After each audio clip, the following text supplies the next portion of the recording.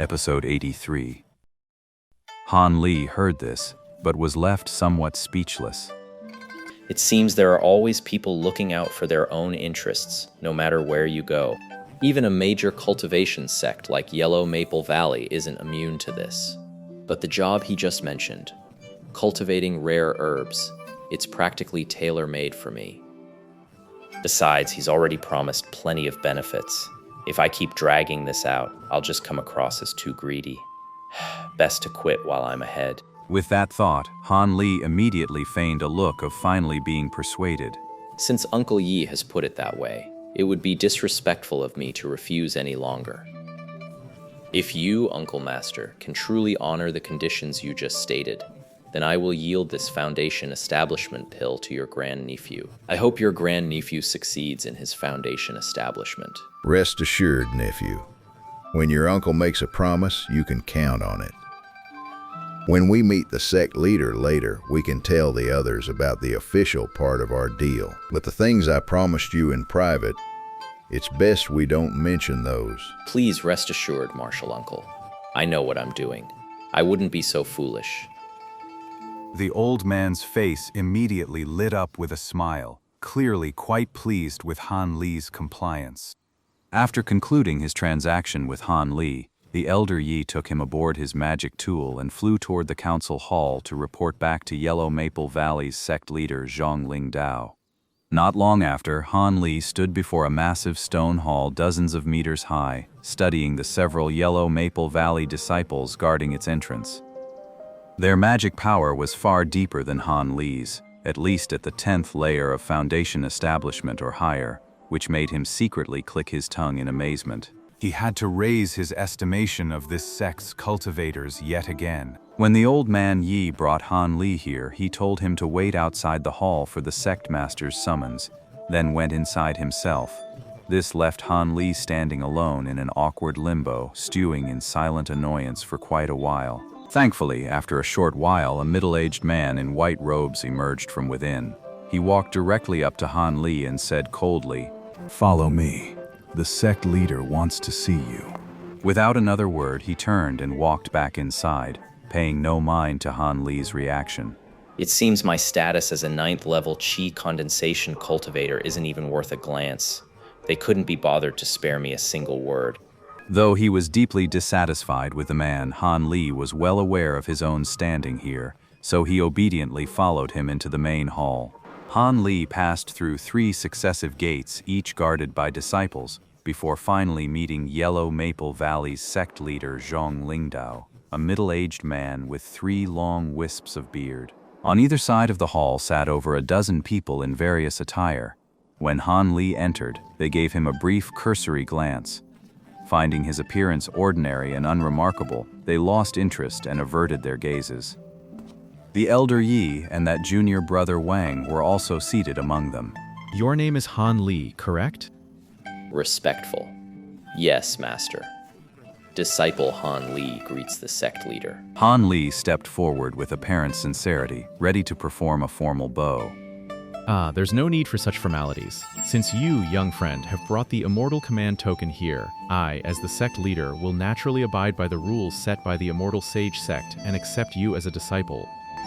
Zhong Lingdao offered a smile as gentle as a spring breeze. With a light wave of his hand, Han Li felt an invisible, soft force gently lift his body, preventing him from completing his bow. He was startled, and a new sense of awe for this sect master took root in his heart. Strictly speaking, young friend, you have the right to join our sect, and you also qualify to take a foundation establishment pill. But before that, I heard from junior brother Yi that you gave up your own foundation establishment pill and let someone else have it. Is that true? Yes, sect master. This disciple believes his aptitude is too low.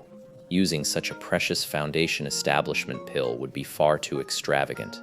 It should be given to a senior brother who has a greater need for it. Even as he said it, Han Li felt a sharp twinge of loss. This is a foundation establishment pill, not some common pill I can gobble down like spirit stones.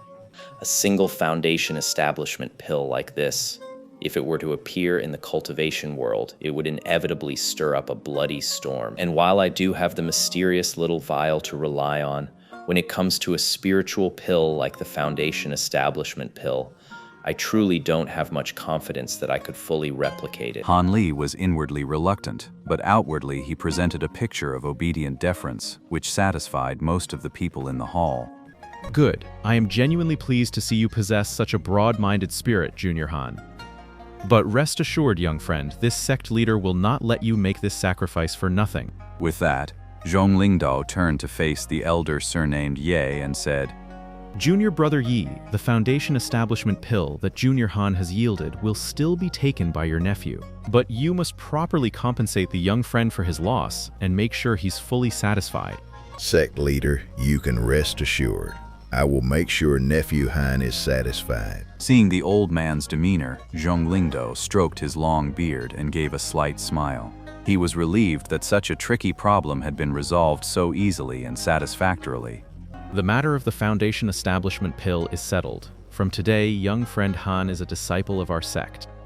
Junior Brother Wang, arrange a residence for our new disciple Han. Explain the sect rules to him as well. He can start training with the instruction disciples. If he shows exceptional promise, we'll consider promoting him separately. As you command, Sect Master. So, this elder Wang immediately led Han Li out of the hall and began explaining the various rules of Yellow Maple Valley to him, along with some basic common knowledge.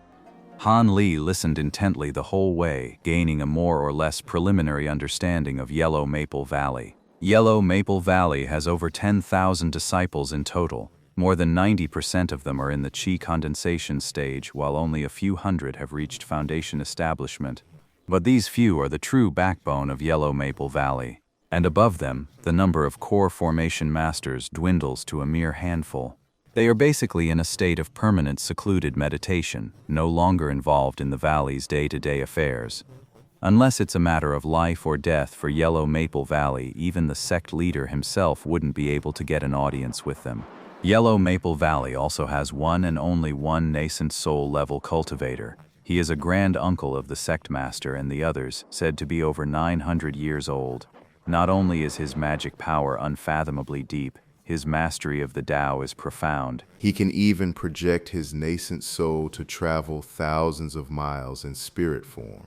He is a true living immortal of the mortal world. However, this elder had long since left the valley and was no longer even within the borders of Yu country. He was traveling through other nations, and no one knew when he might return. With so many Qi condensation disciples in the valley, of course not everyone could receive a Foundation establishment pill. That honor was reserved only for the most outstanding and talented among them. So, every 10 years, disciples under 30 within the valley undergo a series of selection trials. The competition is every bit as fierce as the Ascension Assembly held in the outside world. Basically, only those true cultivation prodigies who have trained their foundational techniques to the 11th or even 12th layer can stand out from the crowd and earn the right to take a Foundation establishment pill. Yet, even from these hundreds of the most rigorously selected elite disciples, only 20 or 30 would successfully break through to the Foundation establishment stage after consuming the Foundation establishment pill. The rest merely advanced their magic power a step further, refining their foundational techniques to the peak, but they remained stuck in the Qi condensation stage. Naturally, the disciples within the valley were divided into 3 distinct tiers. At the very bottom are the disciples who have never even taken a Foundation establishment pill. They are the most numerous group in the valley, and the ones with the shallowest magic power. They handle the most menial chores, have the least time for cultivation, and hold the lowest status in the valley.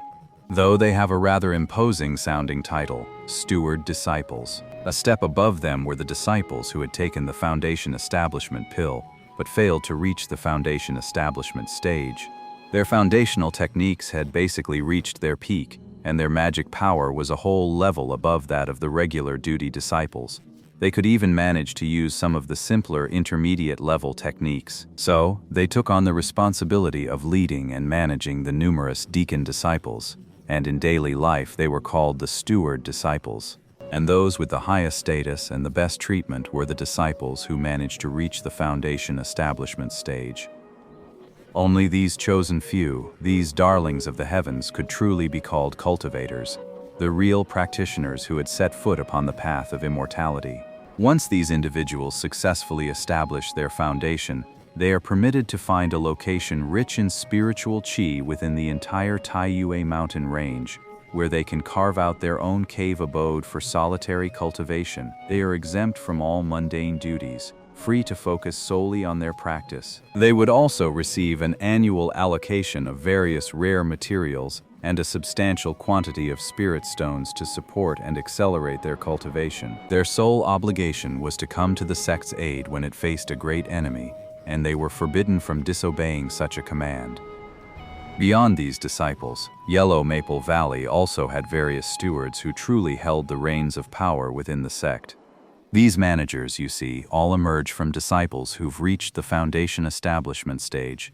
After a period of further cultivation, they realize they have no hope of advancing to core formation. They voluntarily gave up on further cultivation to take on the specialized management of the valley's miscellaneous affairs. The elder Yi and the dozen or so people meeting in the main hall were all such managers. Strictly speaking, Sect Master Zhong Lingdo is also a senior manager. He's just responsible for the overall planning and coordination of the entire sect, the manager of all the other managers. The true arbiters of a sect's survival are the core formation cultivators and above who remain aloof from mundane affairs. It is their presence alone that deters the sinister sects and heretical paths from daring to attack. It is precisely because of them that Yellow Maple Valley has stood firm as one of the 7 great immortal sects to this day. Otherwise, as a member of the 7 great sects, Yellow Maple Valley would have been wiped out countless times by those powerful demonic cultivators. Of course, none of the above was the exact wording of Elder Wang. It was what Han Li had privately pieced together from the man's words and veiled hints.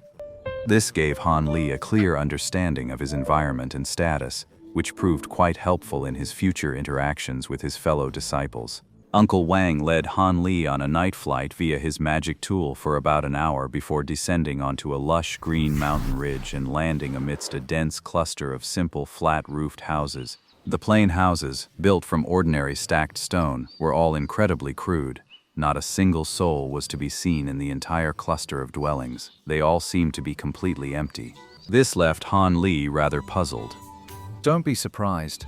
These rooms really are empty. This place is for new disciples who've just joined the sect. They only move out to find other lodgings once their magic power has improved a bit. And right now is the 10-year rotation period. The new disciples haven't arrived yet, so the rooms are all empty for the time being. Uncle Wang noticed Han Li's confusion and explained it to him, which made everything click for the young man. Uncle Wang led Han Li on a twisting, turning path through the cluster of huts until Han Li was thoroughly disoriented. Only then did they stop before a stone house much larger than the ordinary ones. Then, without offering Han Li any explanation, he raised his voice and called out, Junior Brother Lin, open the door. I've brought a new disciple to collect his things. The moment Uncle Wang finished speaking, the door swung open outward of its own accord. Seeing this, Uncle Wang led the way inside without a moment's hesitation. Han Li hesitated for just a moment, then followed him inside.